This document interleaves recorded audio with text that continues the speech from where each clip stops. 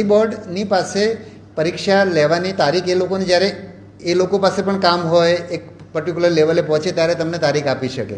બીજું પોલીસનું ભરતી બોર્ડ છે એ તો એડહોક ભરતી બોર્ડ છે, બરાબર. જીપીએસસી તો ચલો માત્ર પરીક્ષાઓ લેવાનું કામ કરે છે, એટલે અમે એડવાન્સમાં બધું આપી શકીએ. એટલે તમને તારીખ ના પણ મળે એવું બની શકે, બરાબર છે. અને પરીક્ષા જાહેર થાય પછી તમે રજા લઈ શકો, બરાબર. અમુક છોકરાઓ કેવા છે સર, જે મજૂરી કરે છે, મીન્સ કે હાર્ડ વર્ક કરે છે, એટલે થાક લાગે છે, એ લોકો ઘરે જઈને વાંચી નથી શકતા મોટો, એટલે વધારે ટાઈમ નથી આપી શકતા. તો હવે તે લોકો પણ રજાઓ મૂકી દીધી તમારું પ્રાથમિક ટાઈમ ટેબલ જોઈને, અને હવે સંભવિત તારીખો નથી ને. મને નથી લાગતું કે બહુ મોડી પરીક્ષા થશે, બરાબર છે. એ પરીક્ષા બહુ મોડી થાય એવું મને નથી લાગતું. નજીકના સમયમાં જે મેં આપી તેના કરતાં કેટલી, જે મેં 25 નવેમ્બરની આજુબાજુ આપી હતી, હમણે જાન્યુઆરીની કઈ તારીખે ચાલુ કરી, 8મી જાન્યુઆરી, બરાબર. હવે મને પણ 25 નવેમ્બરની જગ્યાએ હું 5 ડિસેમ્બરની આજુબાજુ જ કરી શકું એવું હતું મારું જે પ્લાનિંગ હતું એ પ્રમાણે, બરાબર. તો એમણે 1 મહિનો એમણે ડિલે કર્યો, અને ખાસ સંજોગોના કારણે કર્યો.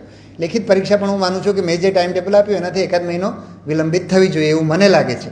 હું એમના થકી કંઈ કહી ના શકું, પણ તમારે વચ્ચે આ રીતે ફેરફાર તો કરતા જ રહેવા પડે. અને જ્યારે પરીક્ષા દૂર હોય ત્યારે તમે પરીક્ષા નોકરી કરતાં વાંચો, અને પરીક્ષા નજીક આવે ત્યારે રજા લો, એવું કરવું પડે, બરાબર. અને બીજું તમારે એ પણ કરવું પડે કે તમે જ્યારે કોઈ વિષય વાંચશો, ધારો કે પહેલી વાર તમે ઇતિહાસ વાંચવા બેઠા, તો એ ઇતિહાસના તમારે જે કંઈ 2-3 પાઠ્યપુસ્તક આપણે માની લઈએ કે એનસીઈઆરટીના છે, વાંચવાના છે, તો તમને 1 મહિનો લાગશે. બીજી વાર વાંચશો ત્યારે તમને એનાથી ઓછો સમય લાગશે. એટલે પુસ્તકો પણ તમે અંડરલાઇન કરીને રાખો, બરાબર છે. અને પછી અંડરલાઇનમાં પહેલી વાર તમે જ્યારે અંડરલાઇન કરો ત્યારે પેન્સિલથી કરવાનું.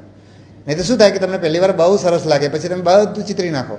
તો બીજી વાર વાંચો તો તમને આખી ચોપડી અંડરલાઇન થયેલી હોય, તો બીજી ત્રીજી વાર જ્યારે તમને લાગે ને પછી તમે કરો, તો તમે એ જ ઇતિહાસનું પુસ્તક છેલ્લે તમે 4-5 દિવસમાં પૂરું કરશો, અને પરીક્ષા નજીક આવશે ત્યારે તો તમે 1 દિવસમાં પૂરું કરશો.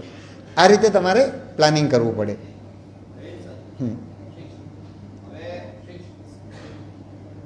જય સર. હા, હવે હાલ જે પીએસઆઈની મુખ્ય પરીક્ષાનો અભ્યાસક્રમ આવ્યો, હા, તો હવે તમે આપના જણાવ્યા મુજબ પ્રીવિયસ યર ક્વેશ્ચન આપણે અટેન્ડ કરવા, હવે પીએસઆઈના મુખ્ય પરીક્ષા માટે શું જીપીએસસીના પ્રીવિયસ યર ક્વેશ્ચન એકદમ બરાબર છે. જીપીએસસીને જ કરવા પડે, કારણ કે બંનેનો અભ્યાસક્રમ સરખો છે. એટલે આપણે તેના કરીએ, હા, પીએસસીના ક્વેશ્ચન પેપર આપણે અટેન્ડ કરીએ તો પીએસઆઈ માટે યોગ્ય રહી શકે?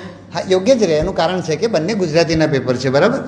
બંનેમાં નિબંધ છે, વિચાર વિસ્તાર છે, કોમ્પ્રિહેન્શન છે, બધી વસ્તુઓ સરખી છે, બરાબર. એટલે એને ભાષાના પેપર તરીકે તપાસવાનું છે. એટલે પેલા તમારી પાસે આના તો કોઈ પ્રીવિયસ યર પ્રશ્નો છે જ નહીં, તો તમારે એ જ વાંચવું પડે.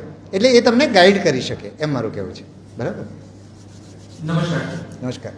આપણે જનરલ પરીક્ષાઓ માટે તો એક કમ્પ્લીટ સિલેબસ છે, એક મોટા હોય છે, પરંતુ ટેકનિકલ પરીક્ષાઓમાં એમાં બી સ્પેશિયલી એવી પરીક્ષાઓ કે જ્યાં મલ્ટિપલ બ્રાન્ચીસ એલિજિબલ છે.